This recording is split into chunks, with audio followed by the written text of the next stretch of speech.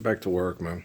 Last night, I watched some of the stuff with the news, and they had the thing with the Putin and Xi talking about, organ transplants and living to be 150 years, and it's like,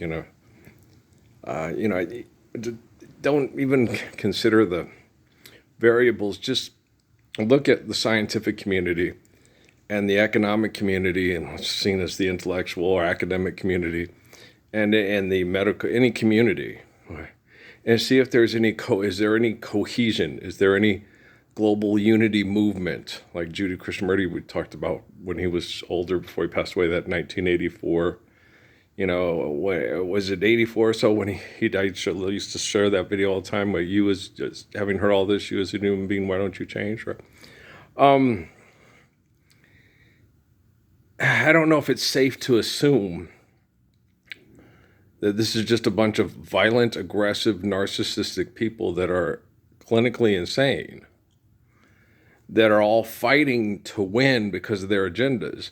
And their agendas are all clinical insanity. Einstein's definition of insanity, doing the same thing over and over again and expecting different results. Okay. Now, if you pray to Jesus to get Jesus's results, you're going to have to listen to Jesus and obey Jesus, right? And that obviously could be a point of contention or a point of targeting for genocidal operations through technological equipment. That people, you're not obeying your God. You're not doing that which is right. Your prayer. There's no power of prayer, guys. Prayer is faithful, loving communication. Okay. And in order to pray, you don't tell Jesus what to do. You listen to what Jesus told you to do. You don't sit there and tell Jesus what to do. And Jesus left you the example of how to do right. Okay. And you're supposed to obey him and do what is right. And if you're disobeying him and then you start telling him, hey, I need money. Hey, I need to defeat my enemies. Hey, no, he said, love your enemy. He said, forgive debt and trespass. So you see how the scientific community could use that to attack one community in economic conflict and try to protect themselves. Do you see that? Okay. So as you go through this and you watch these people and listen to them talk, I listened to Carolyn Levitt at the White House. And I listened to her talk, and it's painful. Listening to any of them talk, it's like listening to Kimmel's monologue. It's painful. And then the one gentleman, anybody who could have a brain scan could tell that this happened. It's like, what's a brain scan going to do? What good is that going to do you?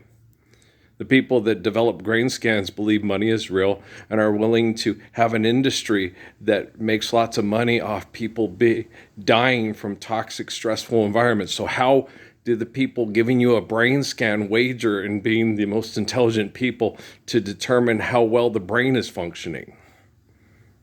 In order to say something publicly and assess something and question something and see if something needs to be addressed and something needs to be done about it, you have to be intelligent enough to understand the question and understand that the answer to the question is often in the question, right? And so it's muy, muy frustrating, but I'm very calm. And, I'm tired of being attacked while I sleep by scientists, but life's eternal and grace is infinite, and this too shall pass, right? I sat and listened to Martin Luther King Jr.'s speech about the man trying to, like they do me, But I go talk to them. They don't talk to me. I go talk to them. Lord's Prayer now. Let's do it. Let's do it. Come on, let's do it. And the good people that I meet, I remember when we used to sit in a government yard in Trenchtown, up observing the hypocrites and mingle with the good people that we'd meet. And, down on Loman, and then they'll sit there, down on Loban's where most of the people involved with the cartel shop. Yeah, and I talk about that, and they know. What does there all say about the people in the cartels? A bunch of sorry-ass motherfucking pussies that, think we should still be able to have sex with 12 and 13-year-olds because as soon as they hit puberty, we're ready to have them, except we want people to pay money to do it because we want to make more money than the people doing it on this side of the border. Well, wait, we're on this side of the border. Even the other side of the border, I don't know. I'm confused, So you get these people, and it's insane, And these kids are put into conflict and they become angry and vicious and violent because they feel it's senseless to compete or they can't compete. And they internalize everything because they take it personal. And then they just hate everybody. And that's wrong to put people into those. You remember Judah Krishnamurti with the kid with the, to tell your teacher, don't compare. And remember my Noah, Dad, there's not enough recess. And most of us guys, there's not enough recess. But joining a bunch of people that like guns, who doesn't like guns? They're right. I was the best marksman I was one of the best marksmen in the history of the world. And I've shot guns like 3-4 times. Well, real guns. I've done the laser tag and stuff like that. Oh yeah. Duck hunt and stuff, and done the video game things and stuff. And but as far as real guns and real shooting, about 3, maybe 4 times. The one time with the guy who told me not to, when Mom had the bee deodorant and the bee got under my armpit when I was shooting her 22, and the guy told me, "Hey, with the barrel," and I put the barrel of the gun down so it wouldn't discharge and shoot anybody. My dad was proud of me the way I set the gun down because I got stung 3 times in my armpit, and I was getting stung while I was setting down the gun, and it hurt. And it hurts, and he just kept going. And the guy, "You don't do this," is like, "Fuck that." And I said it. I was like 13. I thought Dad was going to kick my ass because this old guy was sitting there telling me what to do. And I said, "Fuck that." And I set the gun down so no one would get hurt. It did scratch on the gravel. It was a real nice gun. It scratched the barrel of it and stuff. And he was not the barrel, the stock. And he was just being shitty. I said, "Fuck that." And thought Dad was going to get mad at me. And Dad was like, "No, you were right." You're right. If I was getting stung in the armpit, you set it down to where it wouldn't discharge or be nor anybody. This is 22, which is a tumbler. So yeah, Earl, that was good thinking. Dad trained me and raised me about dangers of guns and what, So I knew what I was doing. This is the first time I've ever been stung under the armpit 3 times while trying to shoot a gun. That was the first time I ever tried to shoot a gun that wasn't a BB gun and the first time I shot a BB gun, I killed a dove because my friend said, "Hey, shoot at that right there." And I turned on the fly and caught it right in the center of the chest. And it fell down in a looping manner in front of me with a bloody chest, its legs crossed and the wings out like Christ on the cross. And I threw down the BB gun and I cried and I ran 1.25 miles all the way home crying my eyes out and told my mom he was there. That's when they all made fun of me and said I was a mama's boy. I didn't care. I felt horrible for killing that dove. I still feel horrible for doing it. But boy, I can shoot. Which one thing we found out for sure. That kid off the fly, he can just shoot, bang. Damn, yeah. But now I don't do it as much as I used to. The older you get, the less necessary it is, because when you have the experience, the wisdom, and the courage, and the the the credibility, we are what we do.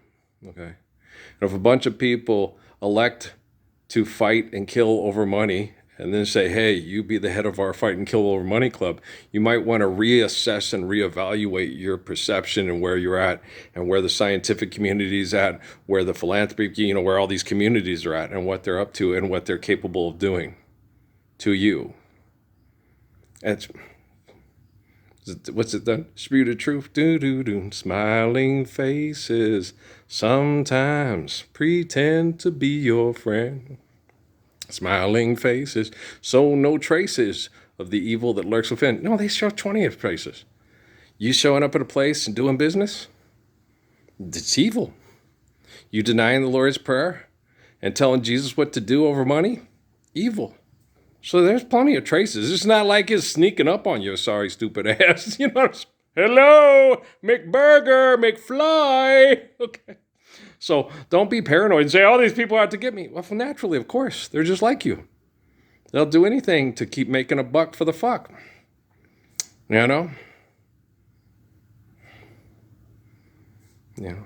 From a jack to a king, from a singer to a wedding ring. I do like that song. It's goofy. Yeah, it's very goofy, but it's cute. I like it. Also like Wolverton Mountain a lot.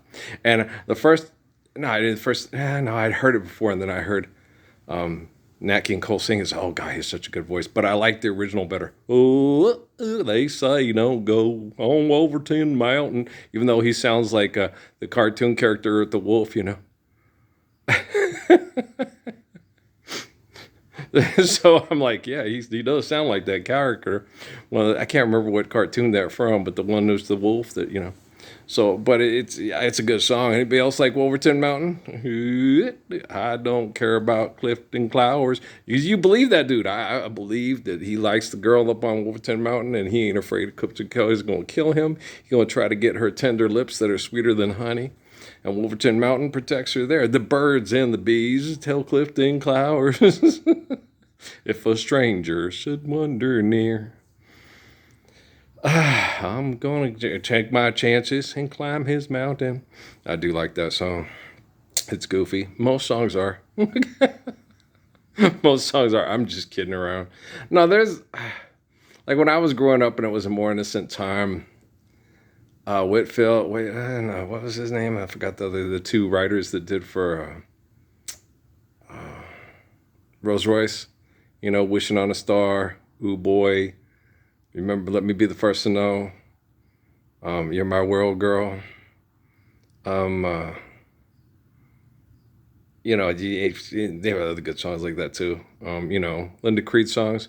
There's a lot of things. All that's magical thinking and cute and all that. But it's. If I could, I'd like to be a great big movie star, overnight sensation, drive a, and that, and what was the one she had the other night? I was listening to, and it's like that's not true, but it's a Linda Creed song and it's good, right? it's a good song, right? But that's not true. You listen to it, that's not so. Right, because it doesn't apply in physics, it doesn't equate to physics. It's a magical perception of filling the gaps with, and we already have the gaps filled. And by the time she wrote that song, the gaps were already filled, and people should know better than to say, "Well, that's not true. There's no North Pole with the Santa Claus." No, that's all make believe. My all a wedding ring. But it's only make people see us everywhere. They think you really care, but myself I can't believe. It's only make I can't deceive. It's only make believe. I like Glenn Campbell's version, but everybody like Conway Twitty's, right? Okay. So I love you guys. We'll talk in a few, maybe. We'll see. I don't know. A little agitated. Aren't you agitated listening to you talk? But I'm helping. I want to help. I want to help with the artificial general intelligence and the quantum computing. I want to save people's lives. I don't care who they are. I don't care if before they were a mass murderer trying to kill everybody in the Ukraine and then try to blow up the other people's oil fields. As long as they recognize Lawrence Permacide, it's him. Let's do it now. Yay. And Clifton goes, and then don't try to live to 150 years. Just live. You don't have to try to survive hell if you're not inventing hell with your ego. It's not that hard. They're not very intelligent. I'm a lot more intelligent. It's just the way I am. I was born this way.